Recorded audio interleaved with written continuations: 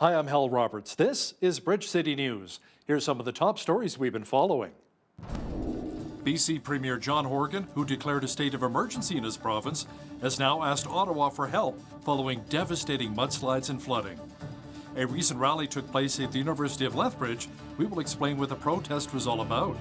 And we'll tell you about one of the richest dogs in the world who recently put his $31 million mansion on the market. Your nation, your province, your southern Alberta. From the heart of Lethbridge, it's Bridge City News with Hal Roberts. Thanks so much for joining us. BC Premier John Horgan has requested help from the federal government as his province continues to deal with the aftermath of a storm which wiped out roadways, knocked out power, and caused extensive damage to homes and businesses. Horgan officially declared a state of emergency. The province has now formally requested that deployment of federal resources, including the armed forces, to assist with evacuations, managing of supply chains and resupply chains, security in inundated areas, as well as restoration of safe drinking water and other logistics assistance. Multiple highways remain closed throughout BC. We're working diligently to assess the damage and make sure that we can get those supply roads back in shape as quickly as possible. But the conditions are severe, and it's essential that we work on these corridors in a way that makes safety our highest priority. We will bring in travel restrictions and ensure that transportation of essential goods and medical and emergency services are able to reach the communities that need them. Please do not hoard items. What you need, your neighbors need as well. Abbotsford, BC Mayor Henry Braun provided an update as to how bad things are in his city. Braun says Abbotsford is not out of the worst parts of the flooding quite yet. He went on to say that farmers are devastated by the floods and are facing huge financial losses. I don't want to speculate, but we are talking in the hundreds of millions of dollars plus. But we haven't assessed all that. But these farms are second, third, maybe even fourth generation farmers, and they love their cattle, they love their land. They're not gonna, they don't want to move. I get that. They want to look after their investments because a lot of them have lost their investments. We know that there's a lot of equipment, barns, houses that have had 5-6 feet of water. Mayor Braun added that fortunately the city's tap water is currently safe to drink and there shouldn't be any issues moving forward. Thousands of farm animals in BC have died in what officials are calling an agricultural disaster. Some cattle were saved, however, as we're seeing in this dramatic rescue video. The Chicken Farmers of Canada say dozens of farms under evacuation orders in the Fraser Valley region are poultry farms. The BC Dairy Association says the flooding has put quite a strain on the industry, which is still reeling from a disastrous summer. The association says it's unclear how many dairy cows have died because of the floods. Canola prices broke past the $1,000 per metric ton mark over the past week, and wheat prices are also continuing to surge. As Devine reports in this next story, you can expect the prices to remain strong for quite some time. Weather and supply chain shortages are combining to drive up prices for major agricultural exports around the world. And here in southern Alberta, it is no different. David Lee with Marketplace Commodities in Lethbridge says drought has been the big driver in prices. It was quite a severe drought, really affected canola especially. Wheat quality, we're quite lucky, is decent quality, but the yields were down quite substantially from previous years. So we have quite a low carryout from the previous year, and then going into this drought this year has definitely spurred on some of the highest prices that we've seen in years on these commodities. He adds that weather is not the only factor when it comes to why the prices are climbing, and says not to hold your breath for the cost to drop anytime soon. We're definitely seeing increased congestion at the ports. We're seeing rains in Australia hampering their harvest. So at this time here, we're just anticipating them to remain fairly strong for the foreseeable future. Moisture across Western Canada has also been a little low this year, so we're a little unsure of how next year is going to turn out as well. Lee says that it is too early to determine how the flooding in BC will affect grain prices. He says that rail lines are working as hard as they can in an already congested container market. For Bridge City News, I'm Naveen Day. Well, we had another cooler day in Lethbridge, but no rain or snow. Jeanette Rocher is here with a quick look at the weather forecast. Jeanette, we're seeing some seasonal values, but also more of that legendary Lethbridge wind? Well, you've got that right, Hal. I even saw a Chinook art earlier today, indicating, of course, those gusty Chinook winds. And speaking of which, here's what we can expect this evening wind-wise. We're going to be seeing a westerly wind gusting to 60 kilometers per hour at times, and then a wind after midnight from the west gusting to 40. So we're going to be getting those winds from both directions this evening. Not as bad tomorrow, though, only looking at a 15 kilometer per hour wind and a high of 3 degrees. As for what the rest of the week looks like, though, I will have those details coming up later on in the show. Thanks so much, Jeanette. A rally was held Wednesday at the University of Lethbridge protesting recent cuts to post-secondary education and issues currently under negotiation. The University of Lethbridge Faculty Association hosted the event. Well, there's a number of issues under negotiation. I would say that the biggest issue that the rally is really about is the slow pace of movement on all of the issues. This time, last round of negotiations, which went quite slowly, we settled our agreement. This time, we're 500 days past the end of the collective agreement, and we've reached agreement on less than a half dozen articles. The ULFA is seeking a fair settlement that talks about salary and workload inequities. Members are also concerned about a more equitable and diverse workplace. In a release, biological sciences instructor Dr. Andy Hudson says unless the cuts are reversed, they will reduce their ability to attract and retain the best researchers and educators to the U of L. A collaborative project has been created to showcase Blackfoot items in a new digital microsite. As Micah Quinn explains now, this microsite aims to reconnect Blackfoot items from museums with members in the Blackfoot community.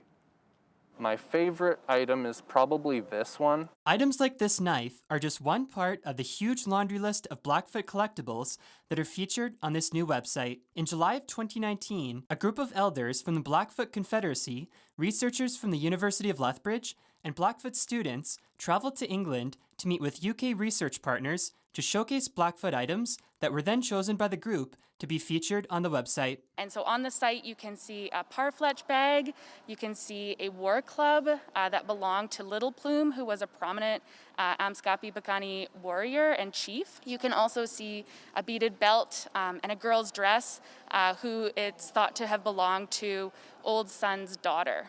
So a whole range of items that have very varied stories behind them. The microsite features interactive 3D models of the items, and you can scroll through to find a more detailed page of each model. We used a number of different web tools and different technologies for the 3D models and the RTI specifically. It was my job to implement the vision of the designers. Jerry Potts, a Blackfoot elder, says one of the main points the group wanted to accomplish is to make Indigenous and non-Indigenous people aware of the vast materials that were found over in the museums. You know, these collections we went to see, some of them are as old as the late 1700s, early 1800s, and some of the material we looked at hadn't been seen by any Blackfeet people for I don't know how many years. So I think when you look at all American Indians and that, you know, it's very important. But the Blackfeet were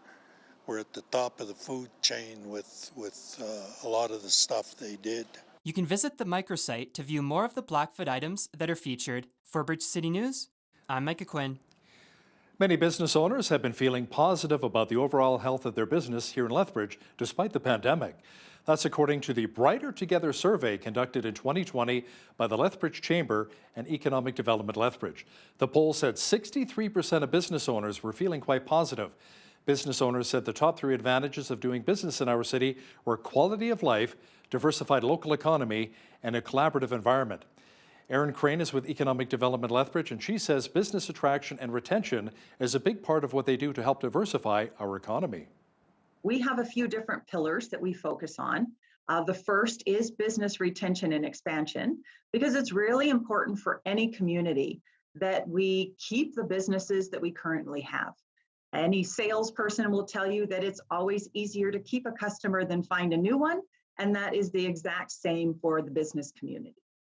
Another one of our pillars is that investment attraction piece. So we always try and bring new business into the city from outside areas, which is always nice. And those are often the ones that capture those big headlines. But it's also not the place where a lot of our job growth comes from. That actually does come from our business retention and expansion projects and initiatives. And then one of the other pillars that we do a lot is growing business from the ground up. So this is focusing on entrepreneurship and innovation. And that's also another big driver of that job creation. So those three pillars really do help solidify your economy locally, provincially, and nationally. Crane says results from the 2021 Brighter Together survey from business owners will be released in January of next year. A laboratory in Lethbridge, which provides analytical data to ensure our foods are safe, won the New Business of the Year award from the Lethbridge Chamber of Commerce. The CEO of Blue Sky Analytical Labs, Ross Tisdale, says it's good to have their important work being recognized. He also says his business is able to thrive since the Windy City has become much more diversified.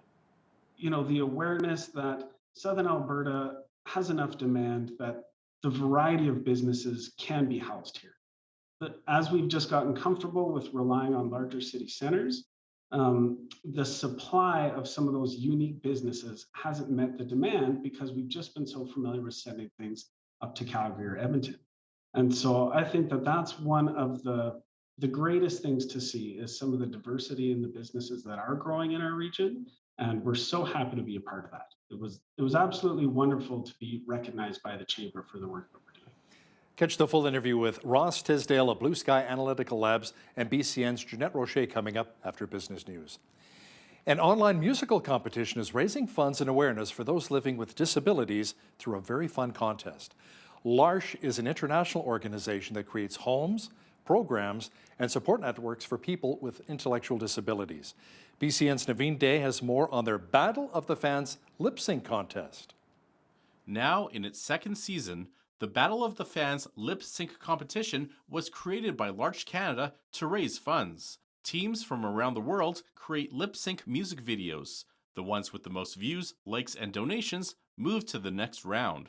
It is inviting people to like and view and share our videos online, and also to donate money and help raise funds for L'Arche here in Lethbridge for our local campaign, but also for L'Arche communities around the world, including places who are in a lot of need and facing a lot of challenges. The Lethbridge team lip-synced to Mamma Mia by ABBA for round 1 and Fame by Irene Cara for round 2. Once each branch knows which song they are required to perform, they have 24 hours to shoot a video and 12 hours to edit. We called up California Dream Limousine, and they were very kind and gracious to donate a limo for filming. We went there Saturday morning and just had a blast hanging out in their limo and lip-syncing to our song. And we took some raw footage, and then some talented folks in our community spent the next 12 hours putting together, or 24 hours putting together the video that you see online, and submitted it by noon on Sunday. The Lethbridge branch came in second place in terms of overall votes for round 2. However, that was not enough to win advancement to the next round. They could still be picked as a wildcard participant in an upcoming round. As of Thursday afternoon, L'Arche Lethbridge surpassed its fundraising goal of $2,500. For Bridge City News, I'm Naveen Day. That looks like a lot of fun.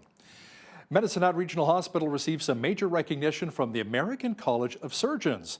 The accolades from the ACS highlighted the quality of care and positive results related to the hospital's surgical program. The Medicine Hat Hospital was named among one of the top hospitals that participated in the college's National Surgical Quality Improvement Program from 2020. The goals of the initiative include reducing infection, illness, or death related to a surgical procedure. The program is used in around 850 adult and pediatric hospitals around the world. A Taber Town councillor has landed in hot water after members of the community said he appeared to be intoxicated during a regular town meeting. Complaints were submitted to the town, and council started an investigation of the incident through a breach of the code of conduct for the town. Councillor Jack Bruin had to issue a formal apology for his behavior by November 22nd to the town's mayor, councillors, administration, and members of the community. $1 million worth of drugs and firearms were seized following drug busts by Alert in central Alberta. Alert's organized crime and gang team raided 3 homes in Edmonton and busted dealers and their vehicles at Whitecourt and Red Deer.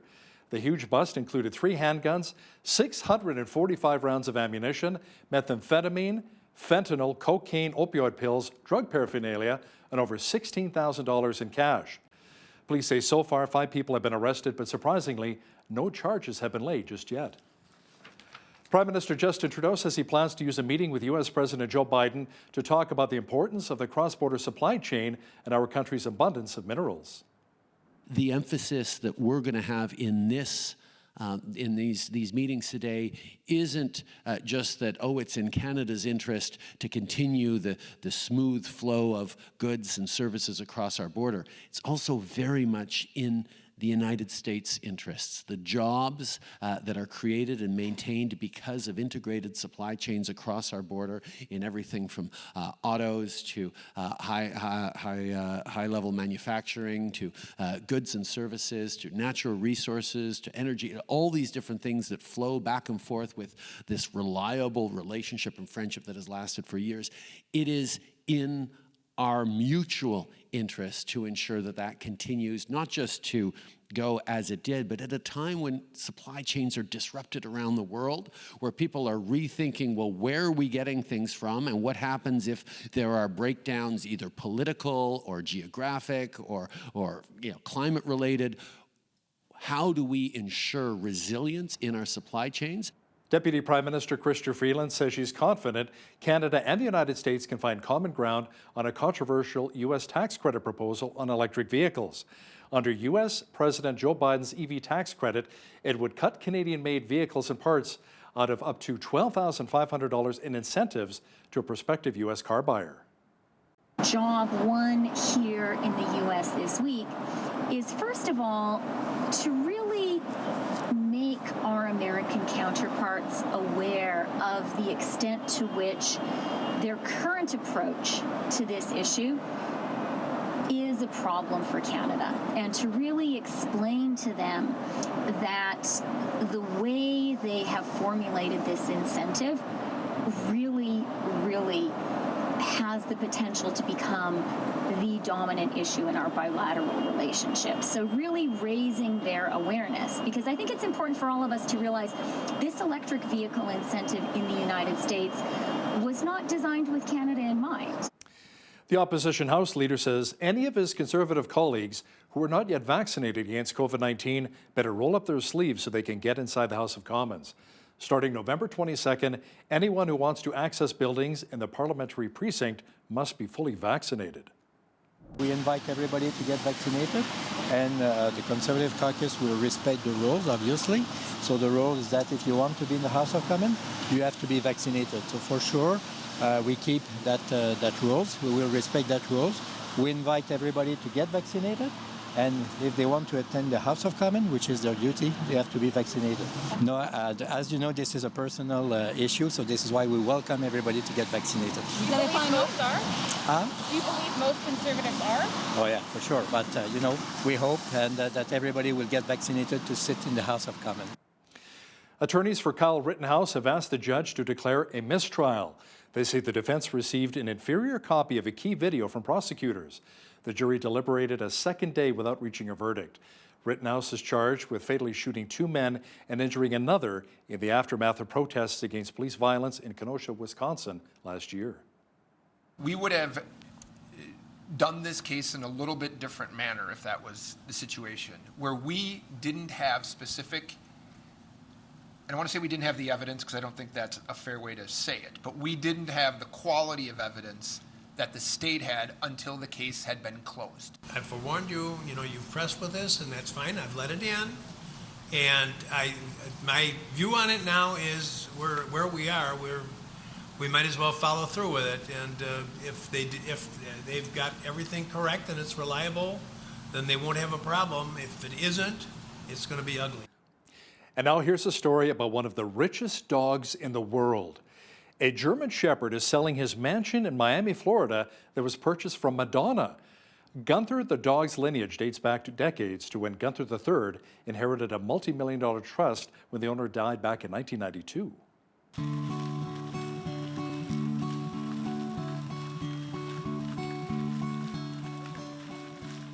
This is the first time in our career where it came down to our boss, the wealthiest animal in the world, a German Shepherd named Gunther, had to sign off with his approval on us listing this property.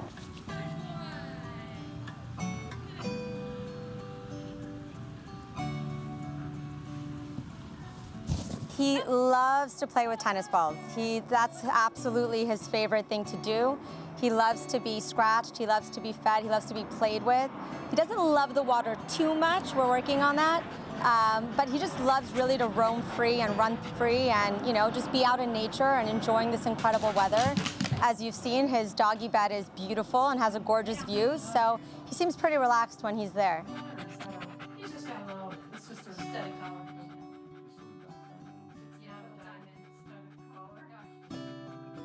When I was first introduced to the property, and the guy who introduced me tells me about, you know, this dog, Gunther, who purchased Madonna's home, I'm like, what are you talking about? Gunther, what? And then I got to know Gunther, I got to know his handlers, and it was just fascinating, the life that they live and the way that they've really kept true to their trust and what was dictated to them in their will. You know, that property is listed for a cool $31 million US. How does that expression go? It's a dog's life? I can see why dog is man's best friend here. Well, it wasn't a bad day if you wanted to take your dog for a walk. We had kind of a mixed bag weather-wise, sun mixed with cloud, but no snow. We may not be seeing much of the white stuff for the rest of the week and into the weekend. Full weather details are on deck. You know, it wasn't a bad day in Lethbridge as we were above zero once again. Jeanette Rocher is back with a complete look at the weather forecast. Jeanette, it may have felt a little bit cooler due to some of the gusty winds we experienced. Yeah, I know. I could certainly feel the chill in the air today, even though we did reach a high of around 4 or 5 degrees, which is above seasonal for this time of year, actually. But with that wind, you're right, it certainly does feel a lot colder. Into this evening, we're looking at a low of -3. Into tomorrow, Friday, high of 3 degrees. Now, our seasonal average is sitting right around 3.2 degrees, so we're going to be hitting right around that mark tomorrow. Into Saturday, 4 degrees, so we'll be climbing above average. 9 degrees for Sunday, and look at that for Monday. We're looking at double digits of 12 degrees. Tuesday, we are looking at a 30% chance of flurries, so we're going to see a big drop there. -2 the high for Tuesday, 0 the high for Wednesday. So as we are seeing those temperatures start to drop a little bit more, average highs, I was saying earlier, at 3 degrees for this time of year. -8 is the average low. 18 was where we were at back in 1949, and in 1994 we were sitting at -26. 7:48 is when the sun rose this morning, and our sun set this afternoon, 4:45 p.m. As we're getting closer to that winter solstice, those days are getting a lot shorter. Now, the West Coast looking sunny tomorrow after evening showers tonight, looking at some fog dissipating in the morning. 8 degrees the high in Victoria, 7 the high in Vancouver. Edmonton sitting at -1 tomorrow as a high. Sunshine, and looking at Calgary, a high of 3 degrees tomorrow. Both of those cities experiencing 15K winds as well. And wind chill will be a factor tomorrow all across the prairies, actually. Saskatoon's high tomorrow, -5, -3 the high in Regina, and -2 in Winnipeg. Winnipeg seeing winds of 30 to 50 kilometers per hour tomorrow. Now, we're looking at some rain and possible flurries tomorrow in Toronto, 7 degrees the high. Ottawa, we're seeing some flurries there as well, and some wet flurries in Montreal tomorrow. Montreal's high tomorrow, 4, and Ottawa, 2.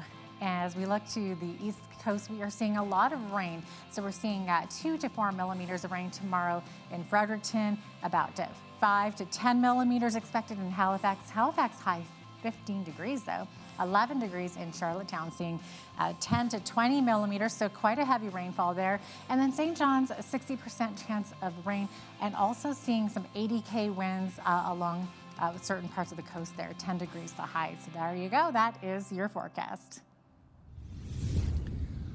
The U.S. government will pay drug maker Pfizer $5.29 billion US for 10 million treatment courses of its potential COVID-19 treatment if regulators authorize it. Pfizer asked the government to authorize emergency use of its experimental pill, which has been shown to cut the rate of hospitalizations and deaths among people with COVID-19. Pfizer said its pill cuts deaths by 89% among high-risk adults who had early symptoms.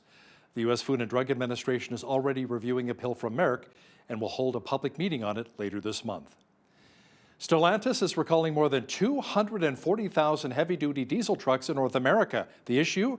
To fix fuel pumps that can fail and cause engine stalling. The recall covers certain 2019 and 2020 heavy-duty pickups and chassis cab trucks equipped with 6.7-liter Cummins diesel engines. It comes about a month after the U.S. National Highway Traffic Safety Administration opened an investigation into the pump failures. Stalantis says, however, the company started its own recall determination process before the probe was announced. Battery-powered vehicles will get top billing at the Los Angeles Auto Show opening this week after a year's hiatus due to the pandemic. Subaru will unveil its first all-electric vehicle. It is more of a compact SUV called the Solterra. A Vietnamese automaker named VinFast will also show off a couple of electric SUVs. It plans to start selling those in North America next year. Auto shows have been waning in importance since auto manufacturers have decided to avoid expenses and unveil vehicles at their own events. If you have a rotten apple, you'll be able to soon fix it yourself. Apple is letting some iPhone users work on their own phones. It's a sharp change for a company that has long prohibited anyone except Apple-approved technicians from fiddling with its parts and software. The company says it will enable users of 2 of its new iPhone models and some Mac computers to get access to genuine Apple parts and tools to be able to repair them. The shift reflects a strengthening right-to-repair movement embraced by the Biden administration in the United States that affects everything from smartphones to tractors. Now, here's a look at today's markets. The TSX was down 15 points on the day to finish at 21,638.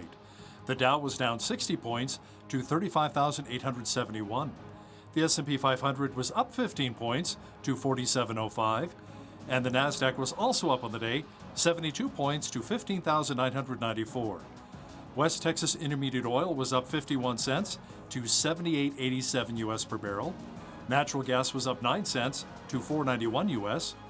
Gold was up 6 cents to 18.59 U.S. an ounce, and silver was even on the day at 24.80 U.S. an ounce. Wheat is at $12.38 per bushel, barley's at $9.78, canola's at $22.82, and corn is at $10.67 per bushel. Live cattle were up 93 cents to 133.15, feeder cattle were down 15 cents to 155.93, and lean hogs were down $1.08 to 75.10. The Canadian dollar was down slightly over the past 24 hours to 79.34 U.S. Recapping one of our top stories, with BC in a state of emergency, Premier John Horgan has requested help from the federal government, in particular with evacuations. BC continues to deal with the aftermath of a storm that wiped out roadways, knocked out power, and caused extensive damage to homes and businesses. Thousands of livestock, including cattle and chickens, have also died from the massive flooding. There's a lab in Lethbridge which won the New Business of the Year award from the Lethbridge Chamber of Commerce. It has a lot to do with how to keep our food safe. Catch the full interview with Ross Tisdale from Blue Sky Analytics and BCN's Jeanette Rocher coming up shortly.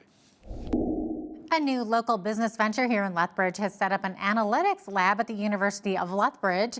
The president and CEO had noticed that agricultural analysis work was being sent to Calgary, and this observation led Ross Tisdale to create Blue Sky Analytical Labs.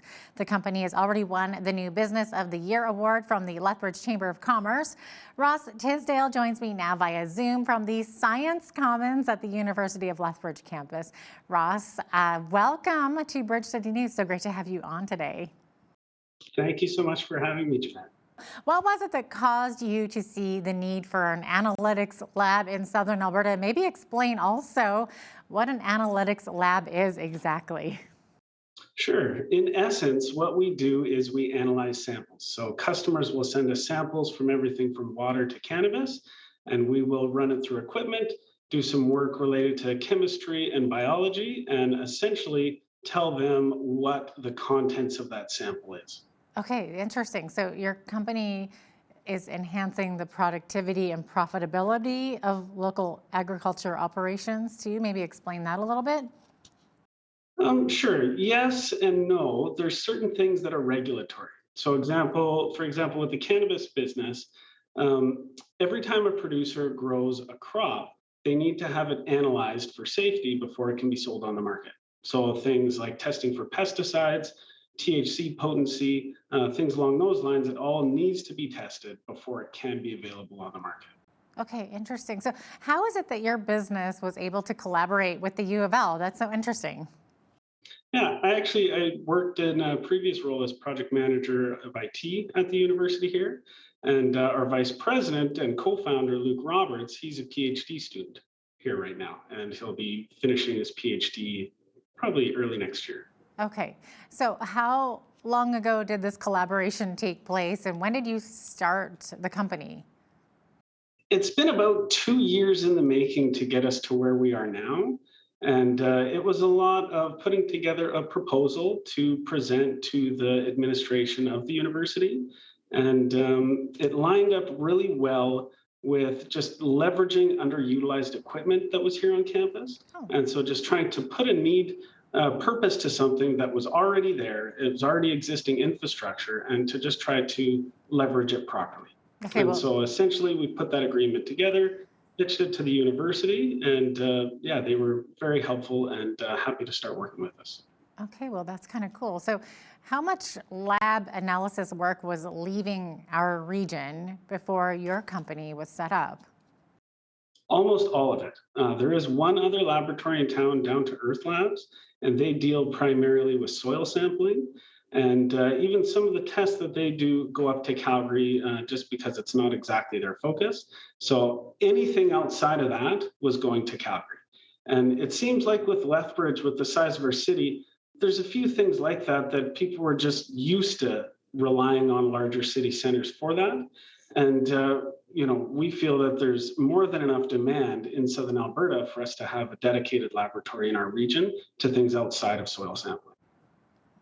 Yeah, no, exactly. So it sounds like your company is starting to make a big impact on the local area. So can you maybe tell us a bit about the economic impact of your lab facility?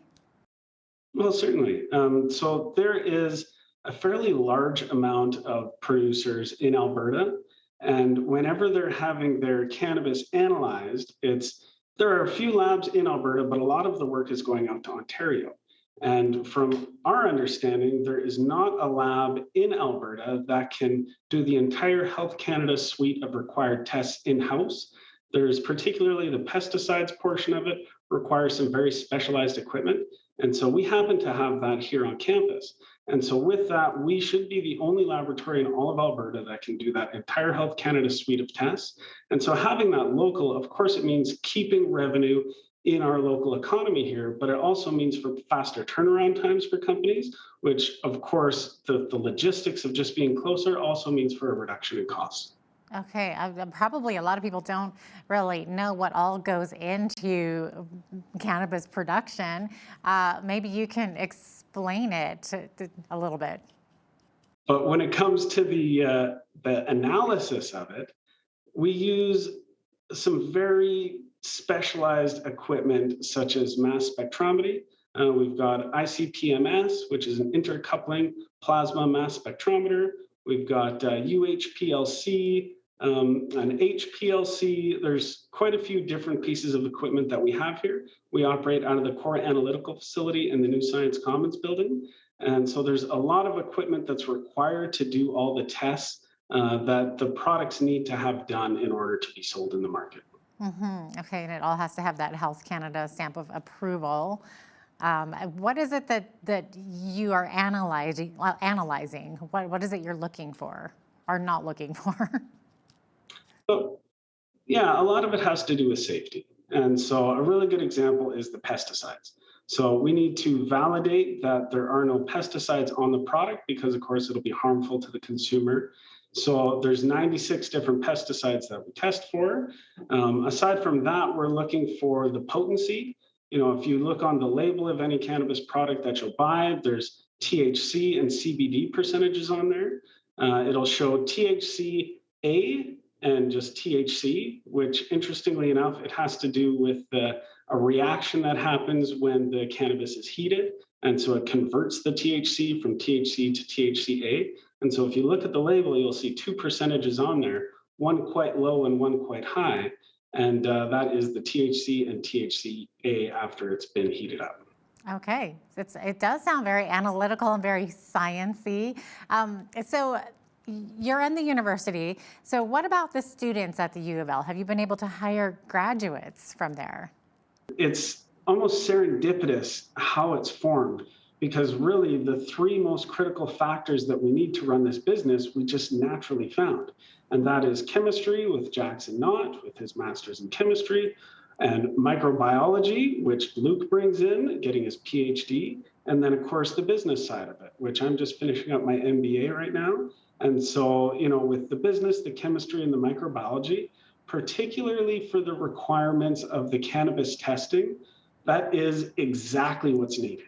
And so to have the 3 of us come together and really enjoy working together and enjoy what we're doing, to be able to have all the required skills with such a small team has just been absolutely amazing. And we've got plans to hire more students for some database programming work, as well as some market analysis work. So it's very important for us on campus to be integrated into the community here.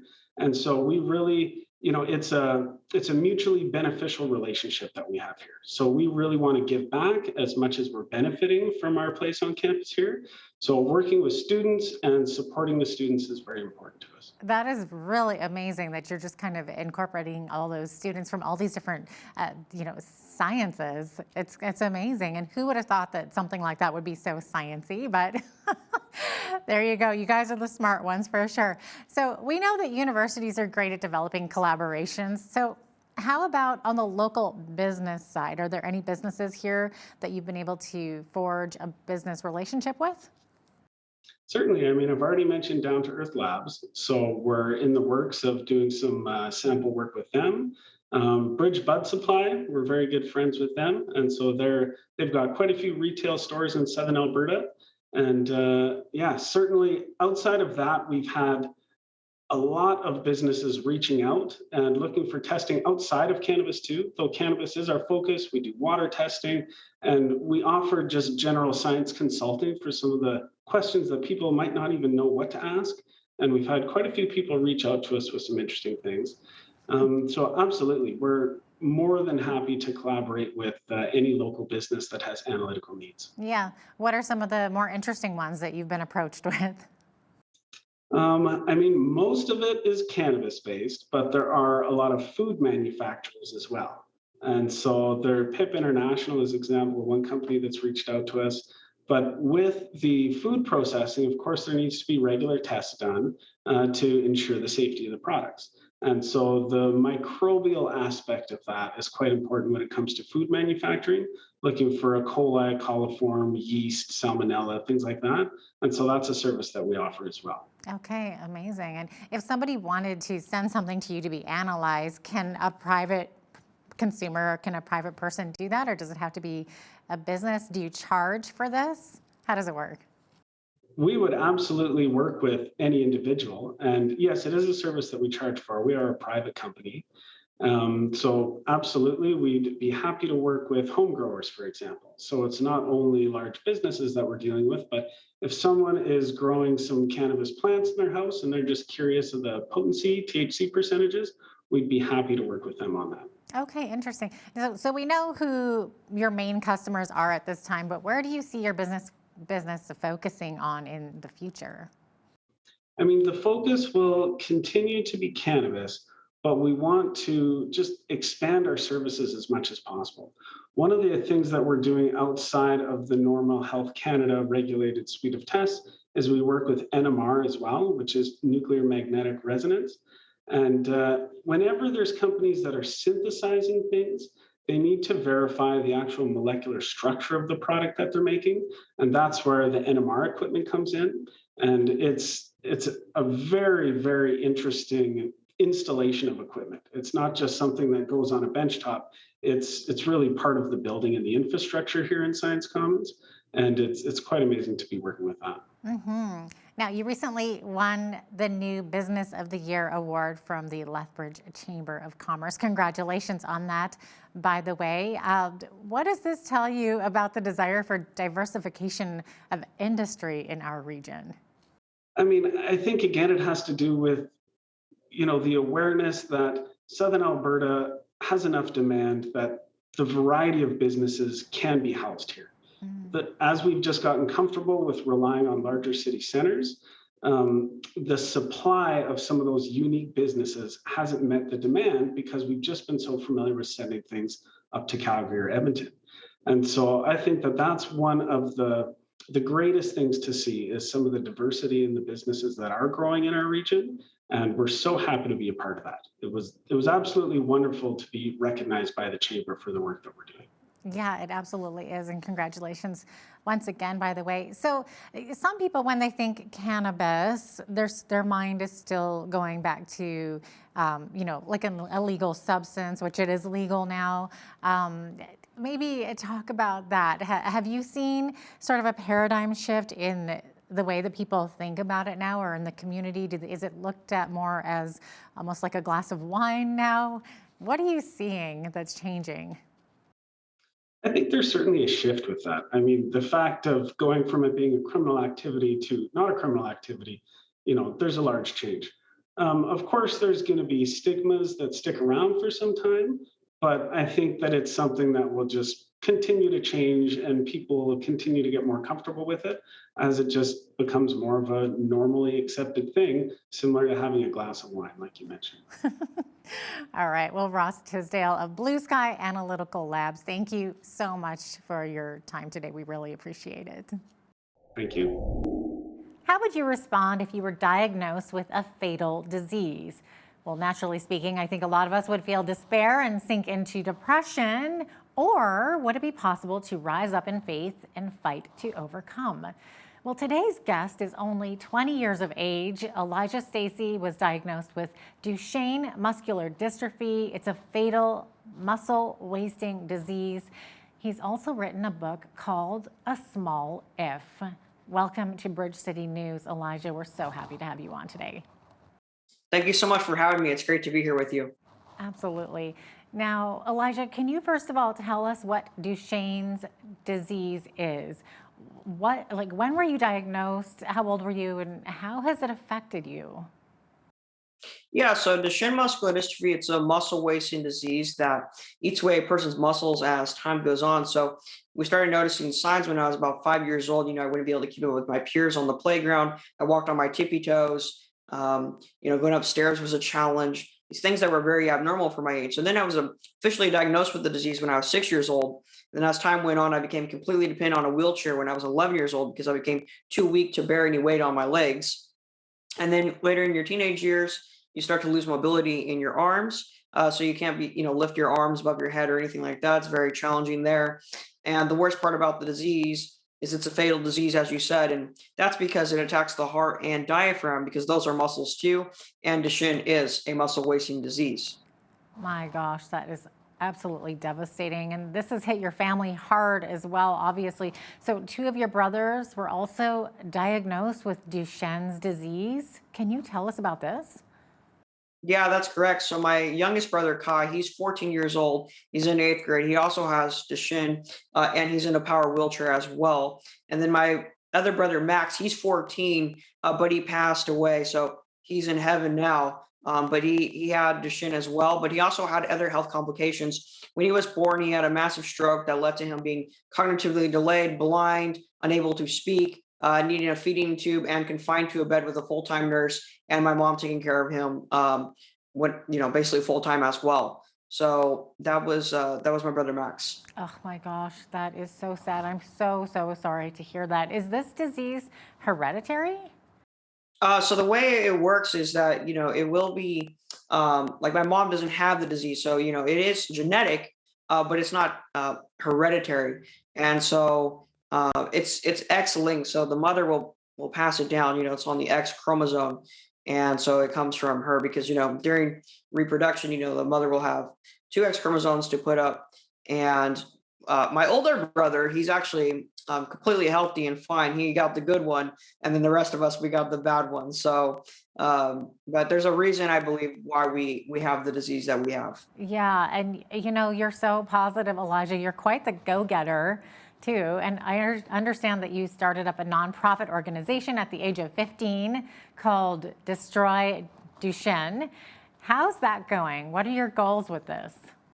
Yeah, so Destroy Duchenne, I started when I was 15, and it's a nonprofit that aims at advancing a medical science to cure this disease. So we're trying to raise tons of money to help science and to help minimize the suffering that people face, and that's really our main focus. And so, very, very passionate about that. Very passionate about business and all those good things. So I have a lot of fun doing that because my overall life cause is to minimize human suffering and propel human prosperity so that humanity can have a better quality of life. So there's all different ways I'm trying to do that, and the nonprofit is one of those. Wow. And now, at the age of 16, you chose physical therapy over surgery.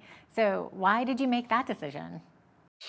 Yeah, so I went to my doctor, and my spine was starting to curve more and more, and he started to advocate that, you need to have a metal rod inserted into your back. And I didn't want a metal rod inserted into my back. And so that was just terrible news. So I'm going back and forth with my doctor. I look over to my left, my mom's crying. My dad has his head down. That's what he does when he's sitting there smiling because I'm not accepting this news. I do not want a metal rod in my back, and I'm saying I'm not going to have the surgery. So I asked him, hey, can I just not have the surgery? He said, you could, but as your doctor, I got to really point to you having the surgery. I got to put my foot down. You got to have the surgery. So the time goes on again. And then I asked him again, I said, so if I was able to reverse the current state of my spine, could I then avoid having to get the surgery?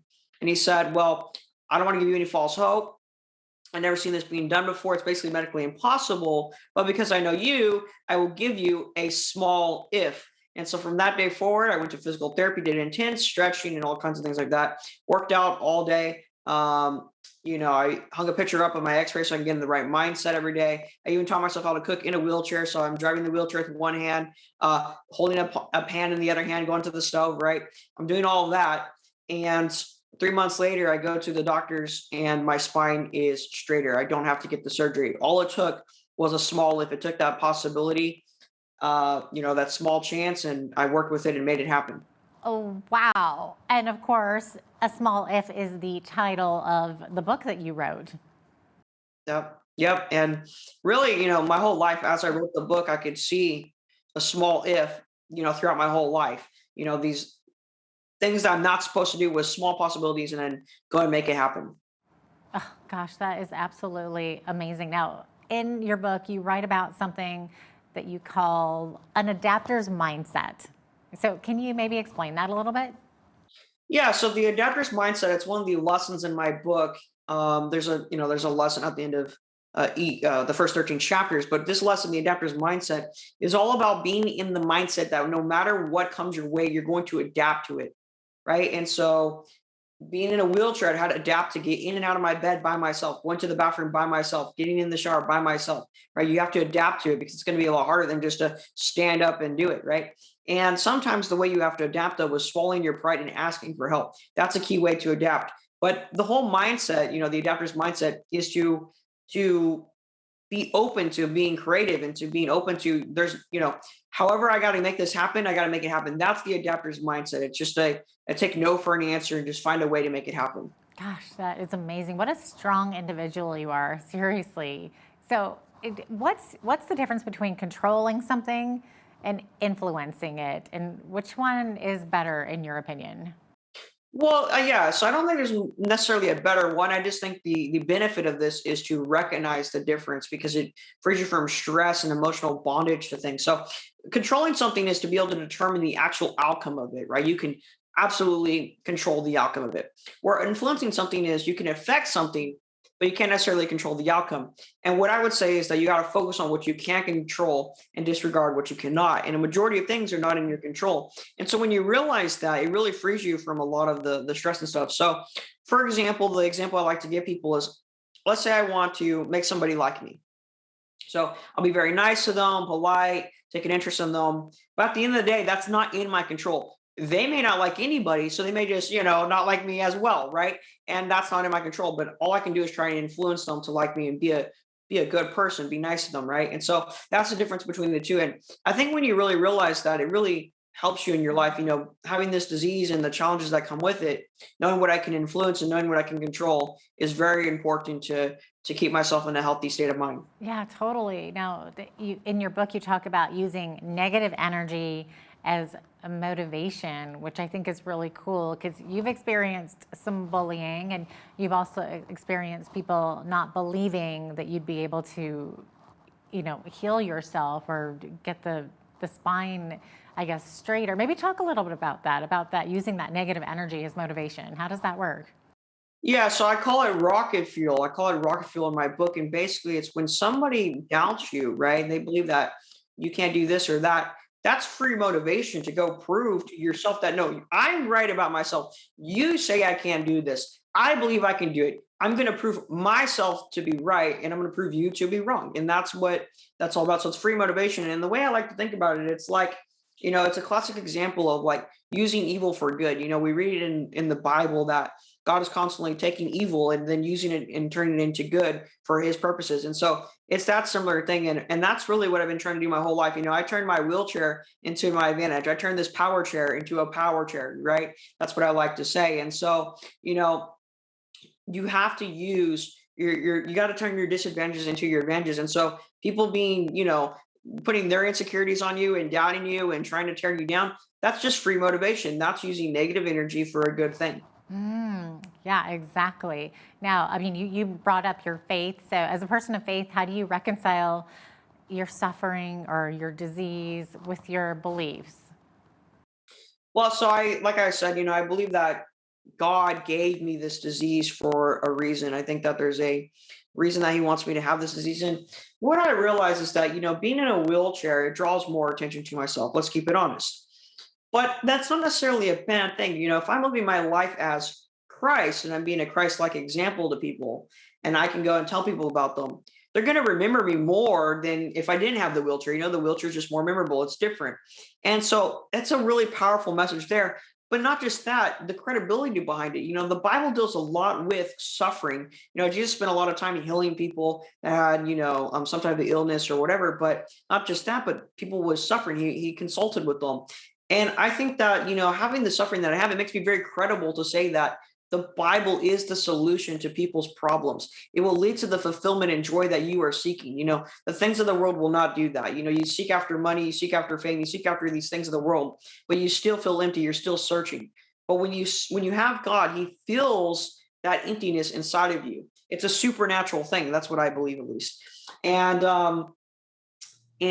I just think that the wheelchair and the suffering that I go through it allows me to communicate that effectively to people that may not know it.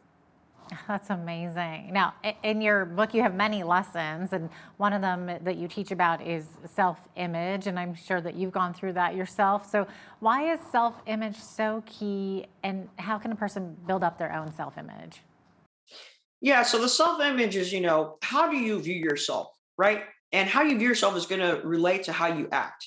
And how you act is how other people are going to see you. So it's very important that, okay, well, how do you see yourself? So if you see yourself as timid and shy and maybe not so confident, you're probably going to act that way. But if you see yourself as a confident individual, you're probably going to act confident. And thus people are going to think you're confident. And that's going to be just a loop of positivity and reinforcing that self-image. So if somebody wants to change their self-image, they have to think about it.